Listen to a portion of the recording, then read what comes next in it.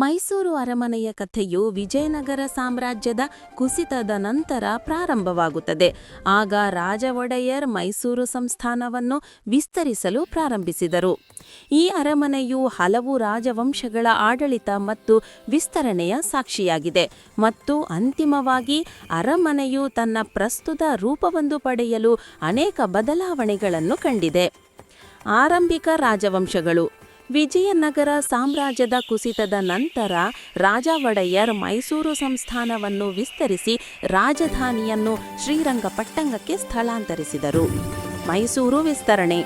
ನಂತರದ ದೊರೆಗಳಾದ ಕಂಠೀರವ ನರಸರಾಜ ಒಡೆಯರ್ ತಮ್ಮ ಆಳ್ವಿಕೆಯ ಅವಧಿಯಲ್ಲಿ ಮೈಸೂರು ಸಂಸ್ಥಾನವನ್ನು ತಮಿಳುನಾಡಿನ ತಿರುಚಿನಾಪಳ್ಳಿವರೆಗೆ ವಿಸ್ತರಿಸಿದರು. ಆಡಳಿತ ಸುಧಾರಣೆಗಳು. ಚಿಕ್ಕದೇವರಾಜ ಒಡೆಯರ್ ಅವರ ಆಳ್ವಿಕೆಯು ಮೈಸೂರು ಸಂಸ್ಥಾನದ ಬೆಳವಣಿಗೆಗೆ ಹೊಸ ಎತ್ತರವನ್ನು ತಂದುಕೊಟ್ಟಿತು. ಅವರು ಆಡಳಿತಕ್ಕಾಗಿ 18 ಚಾವಡಿಗಳನ್ನು ಏರ್ಪಡಿಸಿದರು ಮತ್ತು ತೆರಿಗೆ ಸಂಗ್ರಹಣಾ ವಿಧಾನಗಳಲ್ಲಿ ಸುಧಾರಣೆಗಳನ್ನು ಪರಿಚಯಿಸಿದರು.